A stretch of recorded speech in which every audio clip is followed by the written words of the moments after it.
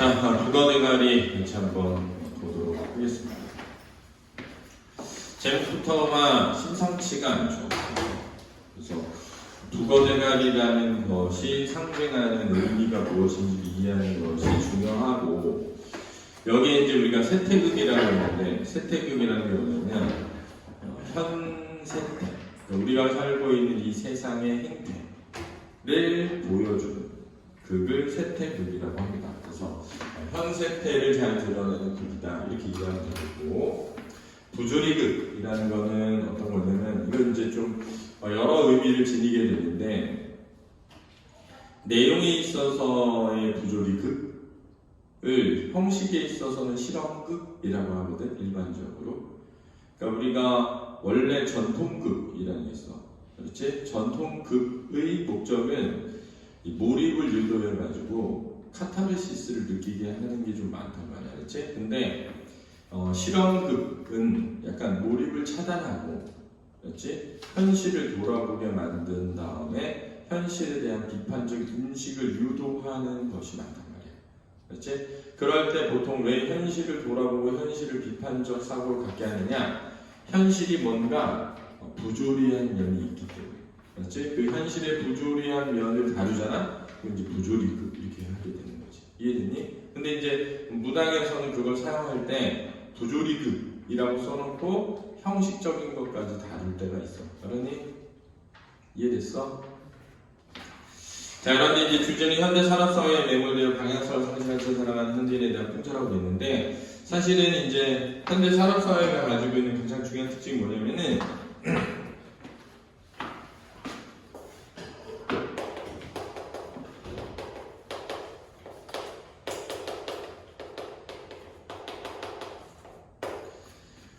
분업화와 노동의 소외인 거야. 분업은 뭔지 알지? 그러니까 노동의 과정을 잘게 쪼개가지고 특정 일부분의 노동만 담당하게 되는 거야. 그러면 어떻게 되니? 자기 노동의 목적을 상실하게 돼. 그렇지? 그러니까는 철저히 노동이 수단화돼. 그렇지? 노동이 수단화된다. 이게 무슨 말이냐면 이런 거야. 잘 봐. 내가 유성진이 예를 들어서 내가 뭘 만들고 싶어. 그래서 어떻게 만들까 생각을 해가지고 뭘로 만들까 생각해가지고 그걸 가지고 내가 목적하는 무언가를 만들려고 노력하잖아. 그럼 그 과정이 굉장히 자존감을 높여줘. 왜냐면 내 노동이 투여된 생산물이 자연 상태가 아니라 나의 목적이 개입된 상태로 형상화되게 돼 있어. 그렇지? 그러니까는 추상적인 나의 목적이라는 주관이 객관적인 대상을 통해서 드러나게 되는 거야. 근데 예를 들면 유성진이 공장에 취직을 했어. 취직을 했는데 볼트 3개만 체결하면 돼. 근데 유성진이 이 볼트 체결하는 게 어디 쓰는지 몰라. 그러니까 부속품화되는 거지. 그러니까 내 노동이 목적을 상실한 채 수단화돼서 될 뿐이야. 그러니까는 생산된 생산물이 나로부터 벗어나 있어. 이걸 노동에 뭐라고 한다고? 소외 현상이라고 하는 거야. 철학적 용어이기 때문에 이해를 잘 해야 되는데, 이러한 것들을 다루고 있는 거야. 근데 이제 예를 들면은 이럴 수도 있지. 유성진이 체결한 어떤 볼트가 있는데 그 물건이 어디 쓰는지 몰라. 근데 그 물건이 아빠가 다니는 회사에 기계 부품이 돼서 아버지가 실직을 하게 되는 거야. 그럴 수도 있잖아. 그러니까 내가 한 노동이 어떤 결과를 낳는지를 알지 못한 채 노동에 투입되는 거지. 그러니까 이것이 우리에게 궁극적으로 긍정적인 역할을 하는지 부정적인 역할을 하는지조차도 알 수가 없게 되는 거지. 그럼 자, 그런 상태에서 인간의 성실함이라는 게 과연 의미가 있을까라는 문제제기를 하는 거야. 근데 우리는 왜 뭐 성실하게 살아야 한다 이런 걸 맨날 들으면서 살잖아. 그래서 과연 그러면 봐봐, 성실하게 남을 해치는 물건을 만드는 사람은 올바른 사람인가? 라는 거야. 이 사람이 아무 죄의식을 느끼지 못할 수 있지. 왜? 나는 그게 어디에 쓰는지 알지 못했다는 이유로. 이해됐어? 그럼 누가 나한테 어떤 명단을 주면서 여기서 3번으로 시작된 애들 다 골라내라고 했어. 근데 이게 어디 쓰이는 거예요? 그랬더니 알고 보니까 항일운동하는 사람들 색출하는 데 쓰인대. 그럼 내가 이거 안 합니다 이럴 수 있잖아. 내가 아무리 그래도 개새끼는 되기 싫다 이럴 수 있잖아. 그래서 내가 아는 되게 유명한 프로 레슬러가 있단 말이야.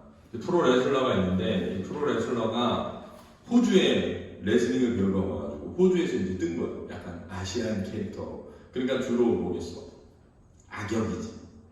빌런. 그렇지? 빌런. 아시아 빌런. 이걸로 막 이제 떴어. 그래서 이제 일본을 간 거야. 일본에서 스타가 된 거야. 잘생겨가지고 좀. 거기서 이제 좀 영웅처럼 된 거지. 그랬는데 이제 이 프로레슬러 세계에서 탑티어가 되면 정기 그런 공연이잖아. 공연을 하러 가는데 거기가 어디냐? 일본 군국주의자들 무덤이 묻혀있는 공동묘지지. 산상가 그 뭐지? 신사. 그 신사에서 공연을 하라고 하니까 얘가 난 죽어도 못한다. 나는 조선이니까. 나는 한국 사람이니까 내가 어떻게 우리나라를 침략한 전범들이 있는 곳에서 공연할 수 있냐. 그래서 안 한 거야. 근데 이제 그걸 잘 생각해봐. 그러면은 결국은 우리는 그런 목적의식이 무엇인지 모른 채 성실하기만 한다는 건 진짜 더 큰 범죄를 저지른 중간에 사람이 될 수도 있잖아. 자, 그런 인간을 뭐라고 하는 거야? 죽어도 말이야. 그렇지? 이해했어? 상징적으로 정리해야 돼. 자, 이제 본문을 가면서 보자. 장과 기임은 창고직이다. 트럭에서 상자를 내려 정리하여 보관하고 또 필요한 상자를 실어버리는 일을 반복한다. 이런 반복적 행위, 그러니까 현대 사회의 노동자들의 어떤 노동의 현실이지, 그지? 장 꼼꼼하고 성실하게 일하는 반면 기임은 그런 장을 못마땅하게 생각하고 다른 창고직이들처럼 적당히 일하며 지내기를 바란다. 그러니까 이 둘의 성격의 차이가 있잖아. 인물과 인물 간의 성격의 차이는 뭘 만들어내지 원래? 갈등을 만들어내는 거야. 그렇지? 상자를 대충 쌓아두고 그것이 섞이더라도 아무 일 없다는 걸 보여주고 싶어진 기임은 상자 중 하나를 다른 상자 바꿔치기 하여 장이 몰래 트럭에 실어버린다. 이 사실을 알게 된 장은 어쩔 줄 몰라하며 상자를 모두 대조하여 잘못된 상자를 찾아내고 그 사실을 주인에게 편지로 알리고자 한다. 근데 이게 좀 애매한 면이 있는데 이런 건 이제 학교 선생님한테 확인을 해볼 필요도 있는데 어떤 자습서에서는 이 극이 특별한 갈등이 없이 전개된다 이렇게 문제가 나온다. 그렇지? 근데 이제 물론 선생님이 생각할 때는 갈등이 존재해. 인물과 인물 간의 서로 다른 가치관에 의한 갈등이 존재하지만 그걸 가지고 둘이 심하게 다투진 않아. 그렇지? 또 하나는 이 주인공인 성실하게 살고 있는 장이 내적 갈등을 해. 그렇지만은 결국은 자기의 원래 모습대로 그냥 그 속에 갇혀서 산단 말이야. 그래서 이걸 어떻게 보느냐에 따라서 주관적인 평가가 있을 수 있는 부분이다. 알았지? 이런 거는 보통 학교 선생님한테 물어보면 돼. 맞지?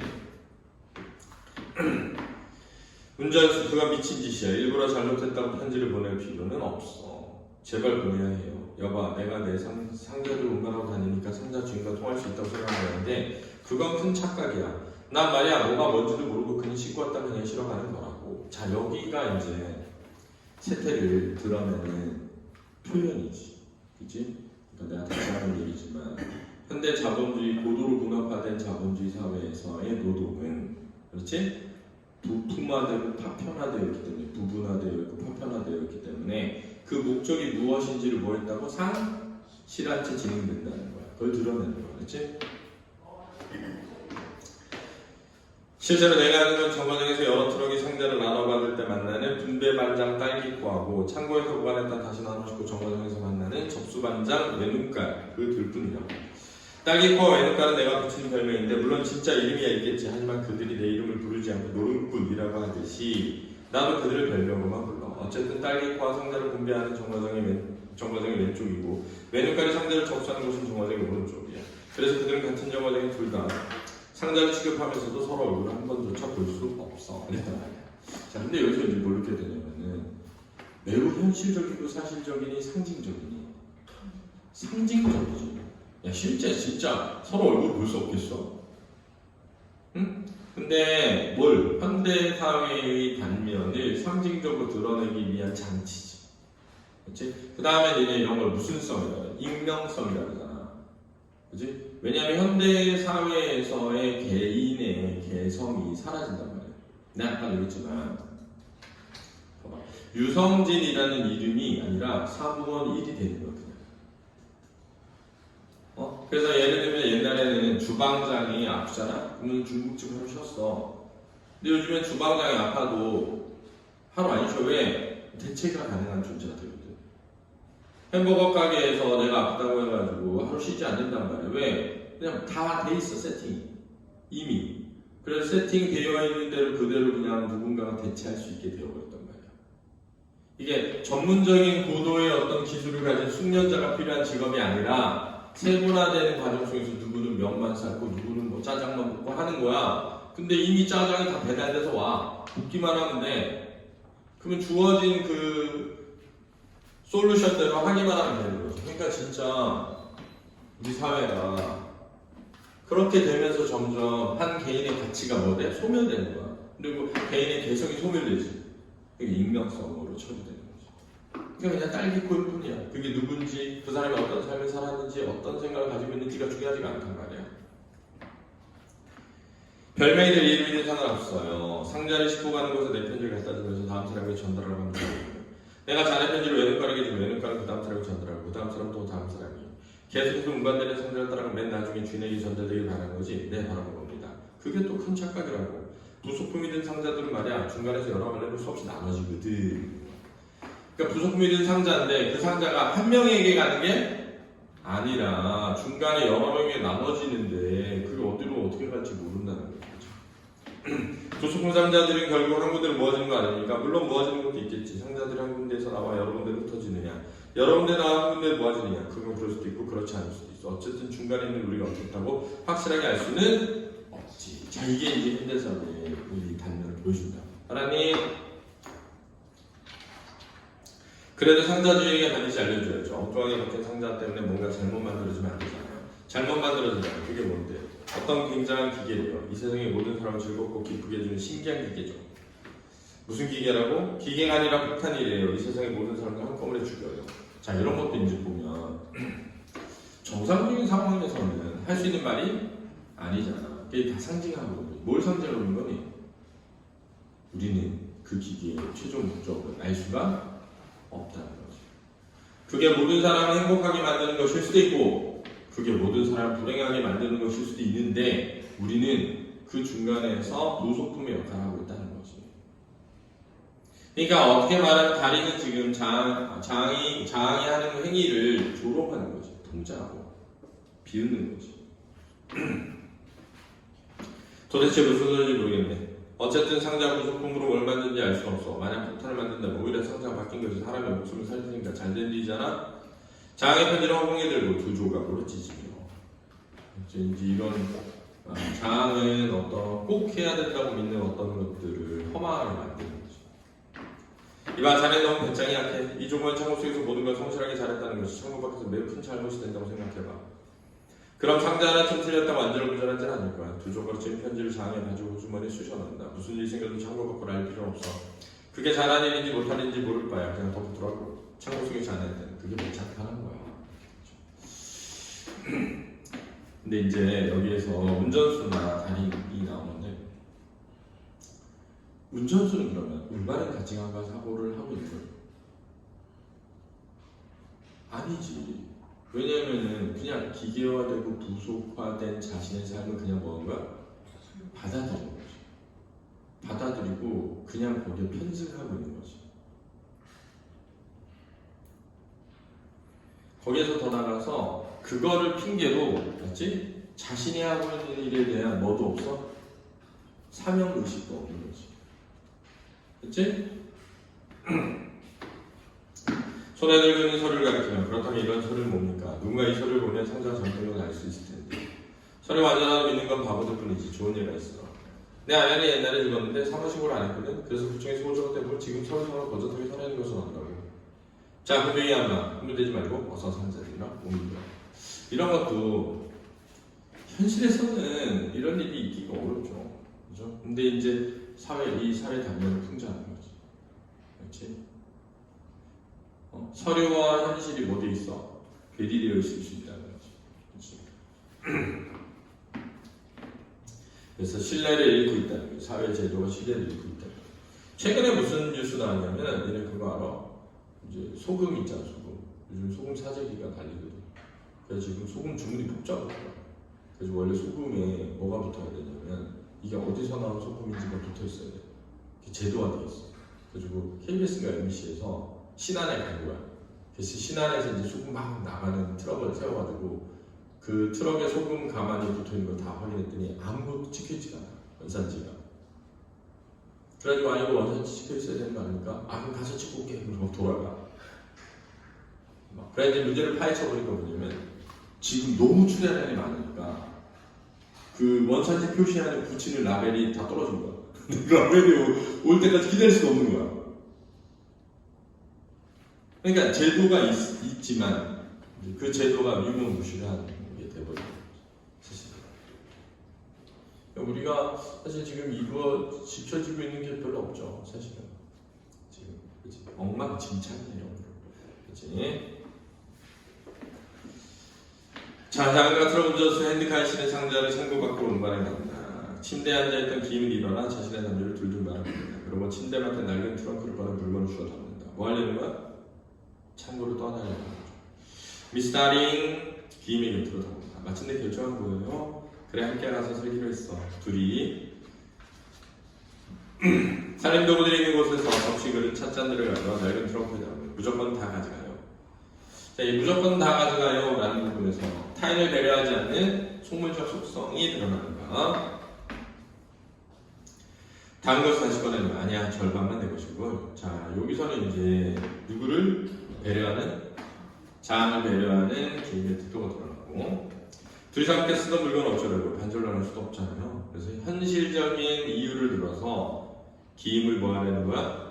설득하려고 하는 건데 결국은 이것도 어쨌든 속물적 속성이죠. 그죠? 운전수, 우린 트럭에 상자를 담고 있어. 그런데 너희는 진단서가 뭐랬지? 짐이라니. 그렇게 됐어. 오늘 나는 이 창고 속으로 떠난다고.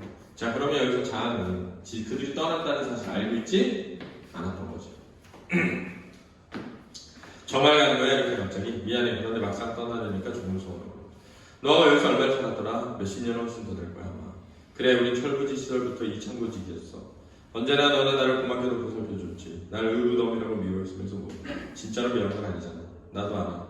제발 가지마. 이 창고도 나도 전혀 다른 게 없잖아. 자, 여기서 이제 실질적으로 자아과 기임이 심각하게 뭘 하고 있는 건 아니야? 갈등을 하고 있었던 건 아닌 거야. 서로를 배려하고 서로를 이해하는데 그럼에도 불구하고 가치가 서로 뭐였을 뿐이야? 달랐을 뿐이지. 그지? 그런데 이 창고는 더 이상 내가 살 곳이 아니야. 왜? 달라지는 것이 없기 때문이지. 어떻게 보면. 그치? 기임은 반복되는 일상으로부터 뭐 하고 싶은 거야? 탈출하고 싶은 거지. 그렇지? 반복되는 일상부터. 그러니까는 장이 달라진 건 없잖아. 떠나지 마. 라고 할 때, 야, 변화한 건 없는데 그냥 떠나지 마. 변화가 없으니까 떠나려는 거지. 그렇지? 남자들끼리 다니면서 무슨 말이 그렇게 많아? 창고 밖으로 나가며. 시간 없어. 난 먼저 트럭에 가 있을 거니까 너희들 어서 짐 쓸고 나와. 노쇠 국자로 소리나게 두드리며. 그만하고 서로 자기 물건들을 골라봐요. 자, 그러니까 다링은 그 둘의 인간적 관계나 그 둘의 인간적 정에는 관심이 없죠. 그치?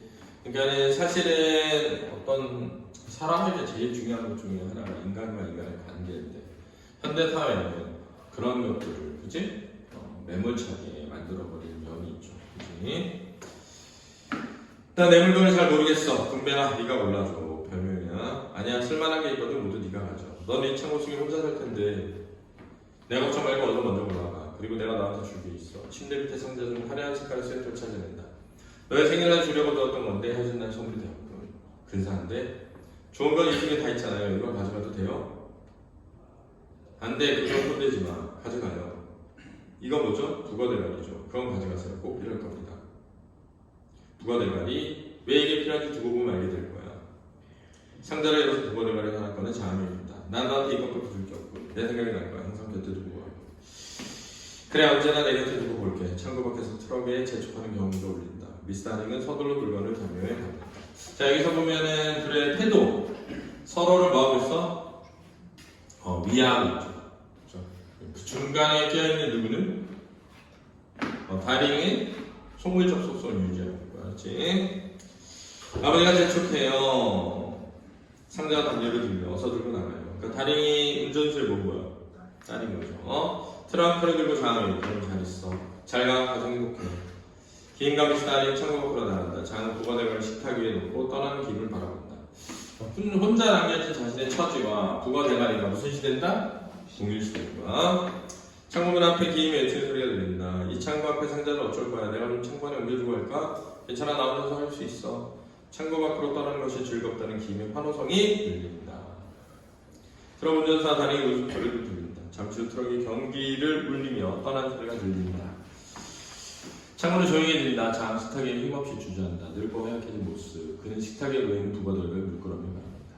그래 나도 너처럼 머리만 남았고 그저 쓸쓸하고 험한 생각으로 가득 찬 머리만 덜렁 남은 거야. 그러니까 부과 대가리가 의미하는 바가 쓸쓸하고 허무한 생각으로 가득 찬 장을 상징하는 거지. 그렇지?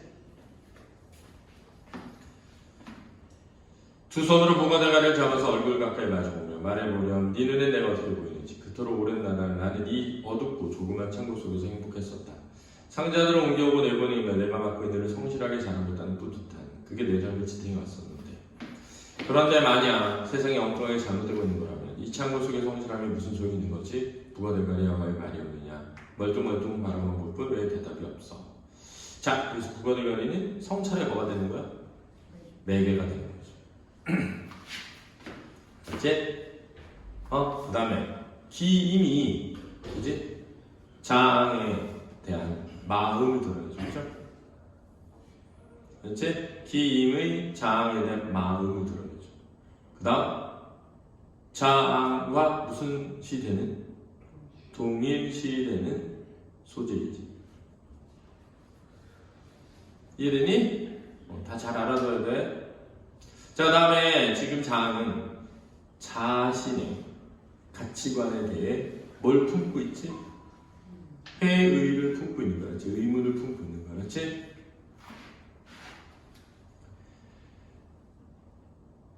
아니야. 내 의심은 틀린 거야. 덜렁 남은 머릿속 생각만으로 세상을 잘못됐다고 판단해서는 안 돼. 핸드카에 실린 상자를 서류와 대조하며 혼자 쌓기 시작한다. 제자리 상자를 옮겨놓아라. 정확하게 쌓아. 틀리면 안 돼. 단 하나의 착오도 없고 절대로 틀려서는 안 된다. 자, 이 부분은 원래의 삶으로 뭐 한 거야? 회귀한 거죠.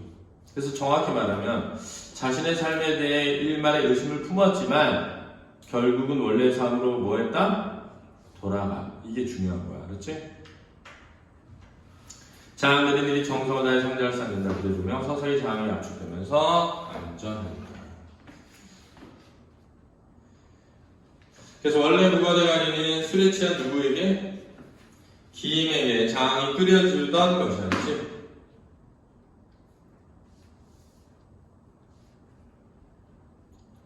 이르니 그리고 현대인의 삶의 모습을 상징적으로 드러낸다. 그렇지? 몸뚱이를 잃어버리지 않으니 대가리만 남아서 그렇지? 노동으로부터 소외되고 부품화되는 현대인의 삶의 모습을 상징적으로 드러내는 작품이 되겠습니다. 알겠죠? 수고했습니다.